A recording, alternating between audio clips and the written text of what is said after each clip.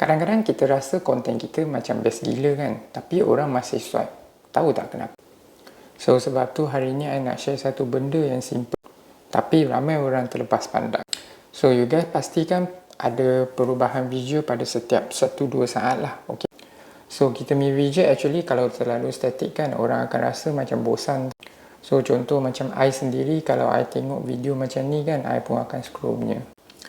Jadi I perasan masalah ni, so setiap kali bila I edit saya punya video tu, so saya akan make sure saya akan letak video dalam 1-2 saat dan akan tukar perubahan video dia. So contoh dia macam apa yang tukar tu, kita tukar footage dia, atau kita masukkan teks, atau kita buat zoom in zoom.